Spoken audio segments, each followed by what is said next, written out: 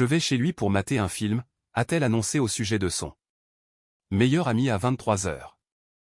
Amuse-toi bien, ai-je répondu. J'ai emballé mes affaires pendant qu'elle regardait son film.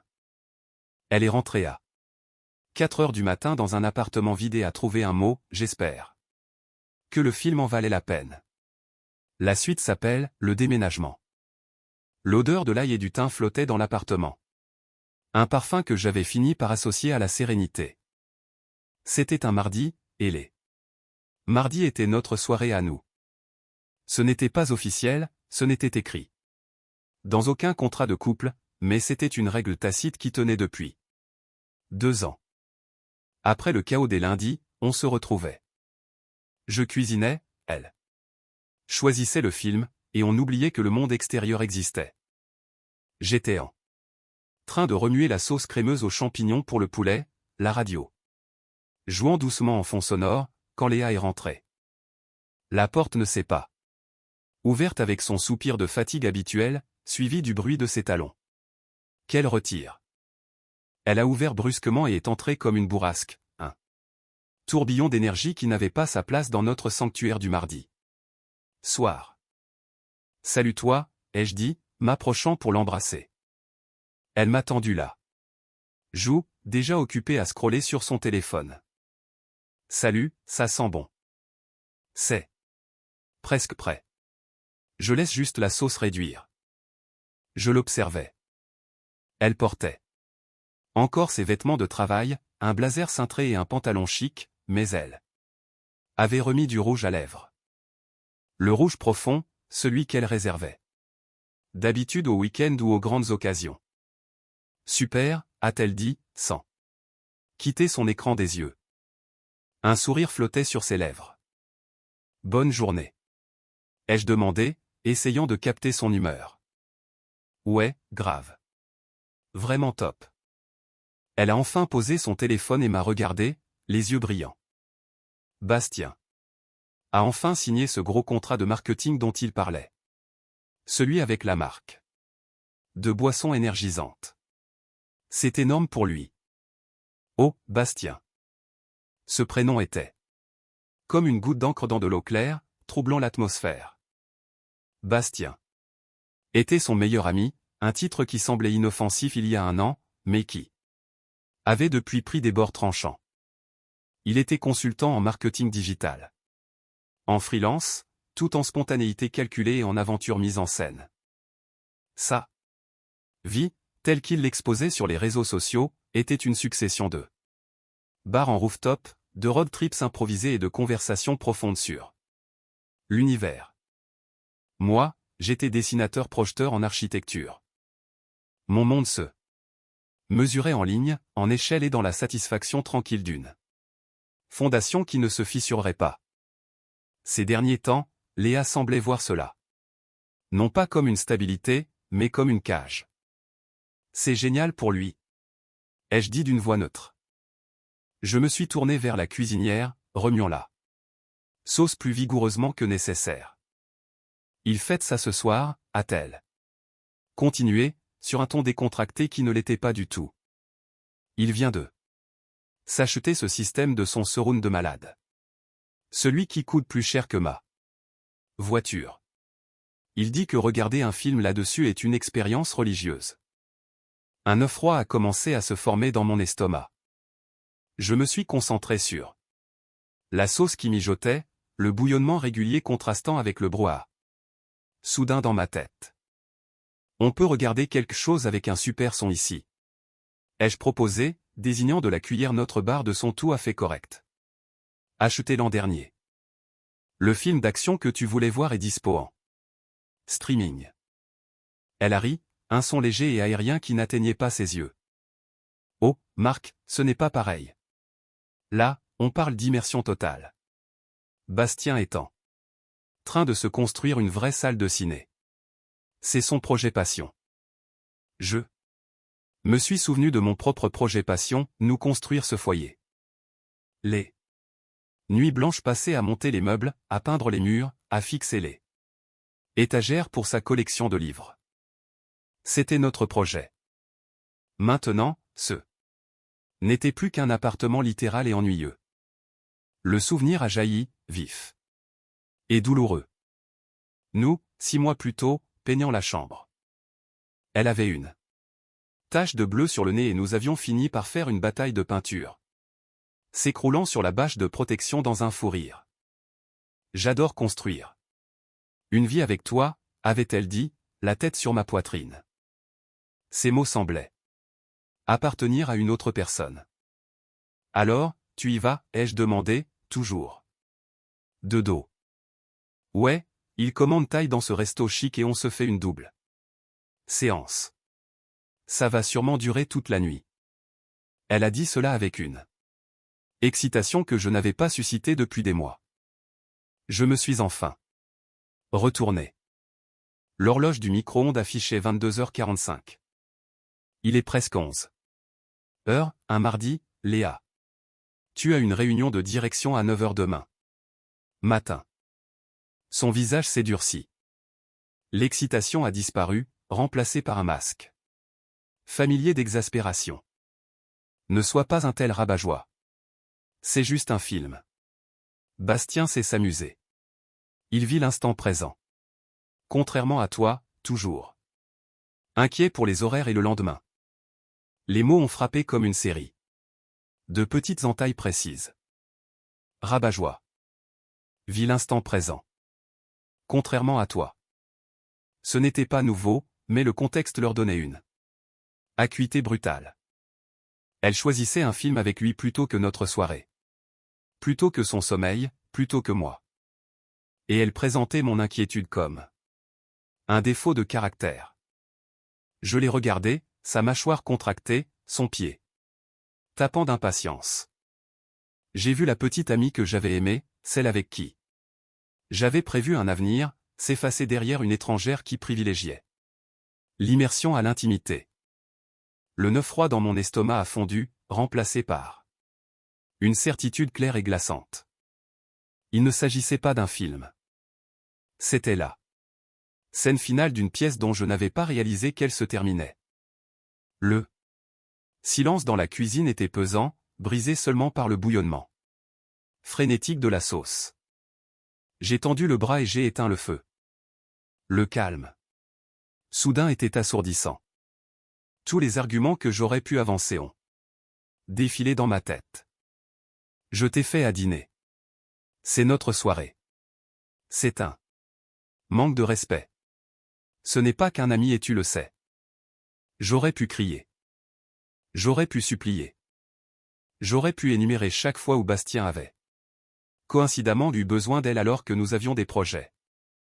Mais en là. Regardant maintenant, prête à franchir cette porte, j'ai vu la vérité. Toute réaction à colère, blessure, supplication ne serait que du drame supplémentaire qu'elle disséquerait avec Bastien plus tard. Il était tellement peu sûr de lui, tu ne peux pas imaginer. Si possessif. Je serais devenu le méchant de leur histoire, quoi que je fasse. Alors, j'ai choisi de ne pas jouer. J'ai pris une inspiration lente et silencieuse, le genre comprend. Avant de sauter d'un grand plongeoir. La douleur et la colère étaient là, un feu rugissant dans ma poitrine, mais je les ai étouffés. J'ai laissé la clarté m'envahir, froide et définitive. Je l'ai regardé droit dans les yeux, mon expression indéchiffrable, ma voix d'un calme surnaturel. D'accord, ai-je dit, amuse-toi bien. Son assurance arrogante a vacillé. Elle s'était préparée à un combat, prête à contrer mon insécurité avec sa perspective. Éveillée. Mon acceptation sereine était un vide qu'elle n'avait pas anticipé. Cela l'a complètement déroutée. Attends, quoi, a-t-elle bégayé, les sourcils froncés de confusion. C'est tout? Pas de dispute? Pas de culpabilisation? J'ai simplement haussé les épaules, un petit geste non engageant. Tu es une adulte. Tu peux faire tes propres choix. La confusion sur son visage s'est transformée en agacement. Mon calme était un miroir réel. N'aimait pas ce qu'elle y voyait. Ses propres actions, dépouillées de la justification dramatique qu'elle avait préparée. Très bien, a-t-elle lâché, en attrapant son sac sur le comptoir. Je vais y aller alors. On se voit. Quand on se voit. Elle s'est détournée et est sortie. La porte n'a pas claqué. Elle s'est fermée avec un clic doux et décisif qui a résonné dans l'appartement. Silencieux, parfumé à la sauce. C'était le bruit d'un chapitre qui se ferme. Je suis resté là pendant une minute entière, écoutant le silence. Puis, j'ai bougé. Je suis allé vers la cuisinière, j'ai pris la casserole de sauce aux champignons. Et je l'ai portée à l'évier. Je ne l'ai pas regardée. Je ne l'ai pas goûtée. J'ai tout jeté. C'était étrangement libérateur. Ensuite, je suis allé au placard de l'entrée et j'ai sorti mon grand sac de voyage à roulettes, celui qu'on utilisait pour nos week-ends en Normandie. Je l'ai ouvert sur le lit, le bruit de la fermeture éclair étant fort dans la pièce calme. La partie était terminée. Et il était temps de ramasser mes pions et de quitter le plateau. Le silence dans l'appartement n'était plus vide. Il était plein de détermination. J'ai bougé avec un calme méthodique que je ne soupçonnais pas posséder. Il n'y avait pas de rage, pas d'énergie frénétique, juste une résolution inébranlable. J'ai commencé par l'essentiel. Passeport, acte de naissance, le dossier de documents. Important que je gardais dans une boîte fermée au fond du placard. Ensuite, mon ordinateur portable, mes disques durs de sauvegarde, le petit coffre unifugé. Avec la montre de mon grand-père. C'étaient les encres de ma vie et elles sont allées dans le sac en premier. Ensuite, je suis passé à la chambre. Je n'ai pas vidé le placard. Je ne voulais pas un seul fil qui lui appartienne. J'ai pris mes 3 meilleurs costumes, les chemises, mes jeans et les pulls que je portais vraiment. J'ai laissé le pull de Noël moche qu'elle m'avait acheté pour rigoler et la cravate qu'elle avait choisie et que je n'avais jamais aimée. Dans la salle de bain, j'ai pris mon rasoir électrique, ma brosse à dents, mon parfum. J'ai laissé les soins pour la peau en duo qu'elle avait insisté pour qu'on commence, les flacons côte à côte comme un monument à une expérience ratée. Pendant que j'emballais, mon esprit n'était pas un torrent de souvenirs douloureux. Au lieu de cela, c'était un grand livre froid et clair. J'ai pensé à la fois où j'avais pris un deuxième boulot pendant 6 mois pour l'aider à rembourser ses prêts étudiants, abandonnant mes matchs de basket du samedi matin avec mes potes. J'ai pensé à la façon dont j'avais appris à faire ces lasagnes préférées à partir de rien, juste pour la voir sourire après une mauvaise journée. J'ai pensé aux innombrables fois où j'avais mis mes propres désirs en sourdine pour des vacances plus calmes, pour un canapé moins cher, pour une soirée à la maison, afin de m'adapter à la ville vibrante et spontanée qu'elle prétendait vouloir. Chaque sacrifice, autrefois un témoignage d'amour, ressemblait maintenant à un retrait d'un compte bancaire que je n'avais pas réalisé vide. Et sa sortie chez Bastien ce soir était le découvert final et irréversible. J'ai ouvert le tiroir de ma table de nuit. Là, à côté d'un paquet de chewing-gum à moitié vide, se trouvait la petite boîte en velours. Je n'avais même pas encore fini de choisir la bague. J'avais juste versé un acompte chez le bijoutier un mois auparavant. J'économisais pour la pierre parfaite.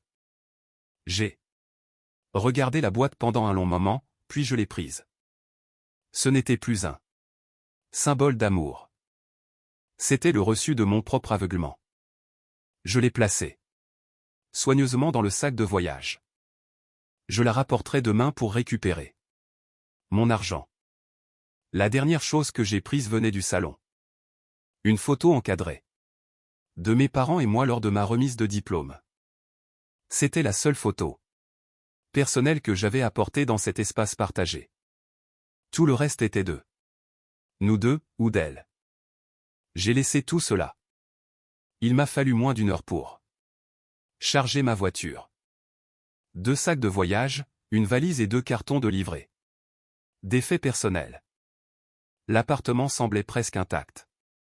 Je n'avais pas mis le bazar.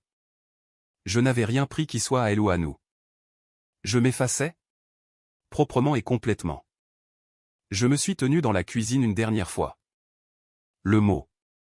J'ai trouvé un stylo et un bloc de papier qu'on utilisait pour les listes de courses. Je n'avais pas besoin de rédiger une longue lettre éloquente. Elle ne la comprendrait pas de toute façon. La vérité était dans les espaces vides du placard et dans l'appartement silencieux, pas dans mes mots. J'ai écrit. Simplement, d'une écriture assurée, j'espère que le film en valait la peine. La suite s'appelle « Le déménagement ». Je n'ai pas signé. Elle saurait de qui ça venait. Je l'ai calé contre la casserole désormais froide sur la cuisinière. Un dernier centre de table ironique pour ce dîner non consommé. Je suis sorti, tirant la porte derrière moi. Le verrou s'est enclenché avec un bruit sourd. Définitif. Je ne me suis pas retourné. En quittant le trottoir au volant de ma voiture, je n'ai pas ressenti une vague de tristesse écrasante.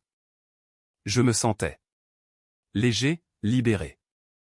Le poids de sa désapprobation constante et subtile avait disparu. L'anxiété de rivaliser avec un fantôme nommé Bastien avait disparu. À la place, il y avait le ronronnement sourd du moteur et la route ouverte devant moi. J'étais libre. Les premiers jours ont été une étude sur le silence. Je suis allé chez mon pote Thomas, dormant sur son canapé. Il n'a pas posé beaucoup de questions quand j'ai débarqué à 2 heures du matin avec ma voiture pleine de toute ma vie. Ça va, mec, avait-il demandé, le visage marqué par l'inquiétude. Ça ira, avais-je répondu, et c'était tout. C'était un bon ami. Il m'a laissé mon espace. J'ai appelé mon propriétaire dès la première heure le lendemain matin, j'ai expliqué la situation en termes vagues et j'ai payé une pénalité pour rompre le bail. J'ai transféré ma moitié du loyer et des charges pour le dernier mois sur notre compte joint. Une rupture financière propre. Je n'allais pas la laisser dans la panade, mais je n'allais plus être responsable d'elle non plus. Ensuite, j'ai bloqué son numéro, son email et ses comptes de réseaux sociaux. Ce n'était pas un acte de colère, mais d'instinct de survie. Je savais que la tempête arrivait, et je n'avais aucune intention d'être pris sous la pluie. La tempête est arrivée, comme prévu, par des canaux indirects. Mon téléphone a vibré avec un numéro que je ne connaissais pas. J'ai laissé passer sur la messagerie. Marc, c'est moi. Tu es où? L'appartement est vide. Ce n'est pas drôle. Rappelle-moi. Sa voix était un mélange de confusion et d'irritation.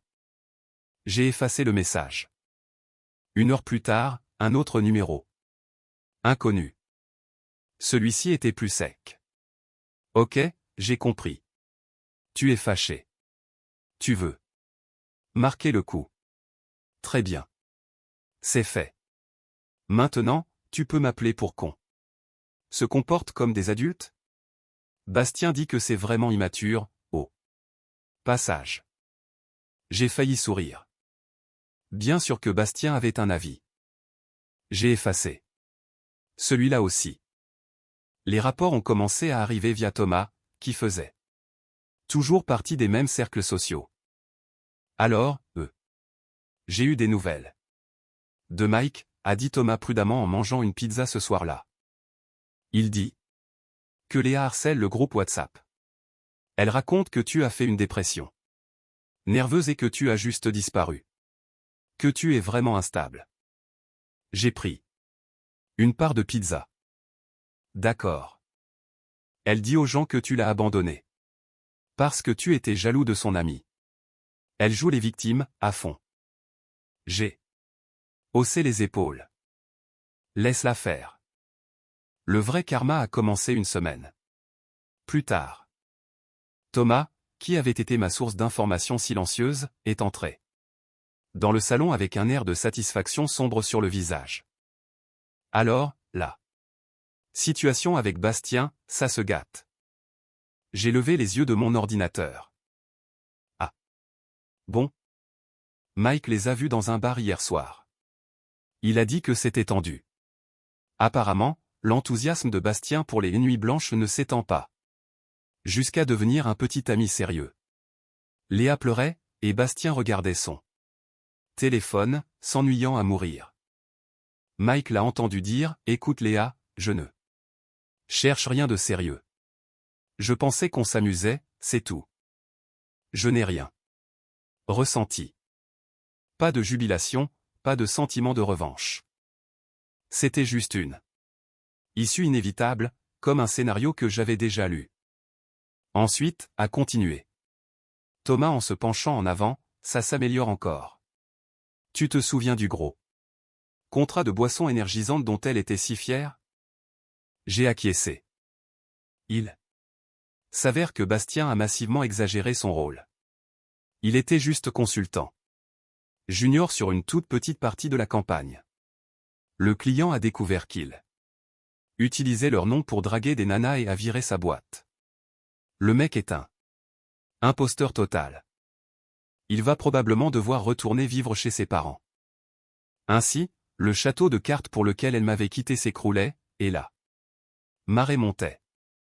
Elle était maintenant humiliée, étranglée financièrement par le loyer complet, et totalement seule. Les amis qui l'avaient plainte au début commençaient à comprendre le schéma, à se souvenir du gars loyal qu'elle avait jeté comme un vieux mouchoir. Le récit était en train de changer.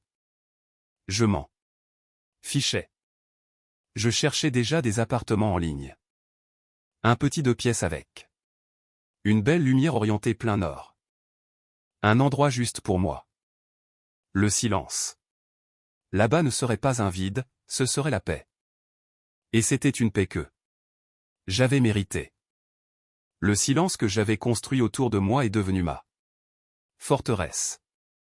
J'ai trouvé un nouvel appartement, un 2 pièces moderne de l'autre côté de la ville avec d'immenses fenêtres qui laissaient entrer le soleil du matin. J'ai acheté des meubles qui me plaisaient, un fauteuil en cuir confortable, un bureau pour ma table à dessin. J'ai recommencé à courir. Le rythme de mes pas sur le bitume était un mantra qui me vidait la tête. Je construisais une vie, morceau par morceau, qui était entièrement la mienne. C'était calme, et c'était paisible. Les tentatives pour forcer mes murs ont commencé pour de bon. Première phase, la culpabilisation. Ça a commencé par un SMS d'un numéro inconnu.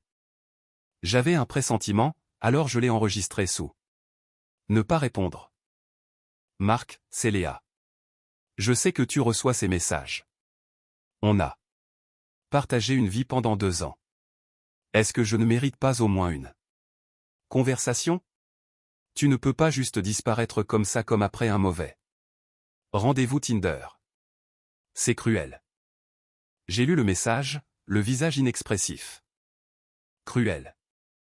Le mot était tellement révélateur. Sa cruauté à elle était une erreur. La mienne était un péché calculé. J'ai effacé le message. Deuxième phase, le bombardement de nostalgie. Une semaine plus tard, un message vocal. Sa voix était douce, chargée de larmes fabriquées. Et, c'est moi. J'étais juste. Je rangeais l'appartement et je suis tombé sur ce CD que tu m'avais gravé quand on a commencé à sortir ensemble. Tu te souviens de cette virée sur la côte? On chantait sur toutes ces chansons ringardes. C'était vrai, Marc. Ce qu'on avait était vrai. J'ai fait une énorme erreur. Je le vois maintenant. Bastien, ce n'est pas l'homme que je croyais. Il s'est servi de moi. J'ai été tellement stupide. S'il te plaît, tu me manques. Nous me manquons. J'ai effacé le message. Elle n'était pas désolée de m'avoir trahi. Elle était désolée que son amant ait été un raté. Je ne lui manquais pas. C'était la stabilité que je lui apportais qui lui manquait. Le filet de sécurité que j'avais été. Troisième phase, le singe savant. Ensuite, sa sœur, Chloé, a appelé. J'ai failli ne pas répondre, mais je voulais voir leur stratégie. Marc, c'est Chloé, a-t-elle commencé, d'un ton mielleux et condescendant. Écoute, je sais que Léa a fait une connerie. Elle s'est laissée égarer par cet abruti. Mais tu sais à quel point il peut être persuasif. Elle a le cœur brisé. Elle est dans tous ses états. Un vrai homme trouverait dans son cœur la force de lui pardonner. Tu dois être plus noble qu'elle. Elle a retenu la leçon. J'ai tenu le téléphone, ma voix calme et égale. Chloé, je suis plus noble qu'elle justement en restant en dehors d'eux. Sa vie et en nous permettant à tous les deux d'avancer. Ma décision est finale. S'il te plaît, ne me contacte plus. J'ai raccroché avant qu'elle ne puisse bafouiller une réponse. J'ai bloqué son numéro. L'audace de tout ce beau monde. S'attendant à ce que je nettoie un gâchis que je n'avais pas causé. Quatrième phase, l'explosion de colère. Les SMS ont recommencé, cette fois d'un autre numéro encore. Le masque était totalement tombé. Alors, c'est ça? Tu n'es qu'un lâche? Tu ne veux même pas te battre pour ce qu'on avait? Tu t'enfuis. C'est tout? Je vois clair maintenant. Tu ne m'as jamais vraiment aimé. Tu cherchais juste une excuse pour partir. Tu es pitoyable. Tu es un connard. Froid et sans cœur, Marc. Je te hais. J'espère que tu resteras seul pour toujours. Je n'ai pas répondu. Je n'ai pas bloqué ce numéro immédiatement. J'ai laissé les messages là, comme un témoignage parfait de son vrai caractère. La victime était devenue l'agresseur parce que j'avais refusé de jouer le rôle qu'elle m'avait assigné dans son drame. C'était la vraie Léa, celle que j'avais été trop loyale pour voir. Arrogante, hypocrite et vicieuse quand on lui refusait ce qu'elle voulait. Les tentatives ont cessé après ça.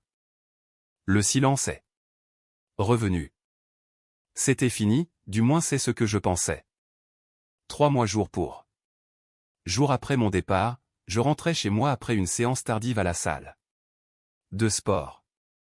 Une pluie légère tombait, givrant les lumières de la ville d'un éclat brumeux. Je pensais au projet de design sur mon bureau, une rénovation stimulante que j'avais hâte d'attaquer.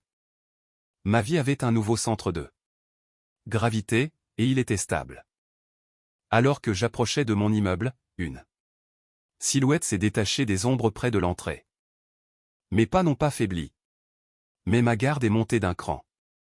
Je connaissais cette silhouette. Léa s'est avancée sous la lueur du lampadaire. Elle semblait diminuer. Le blazer chic avait disparu, remplacé par un sweat à capuche humide et froissé. Ses cheveux étaient attachés en une queue de cheval désordonnée, et son visage était pâle et sans maquillage. Elle essayait d'avoir l'air vulnérable, mais elle paraissait surtout épuisée et vaincue. Marc, a-t-elle dit, sa voix n'étant qu'un murmure rauque. S'il te plaît, il faut qu'on parle. Je me suis arrêté à quelques pas, mes clés à la main.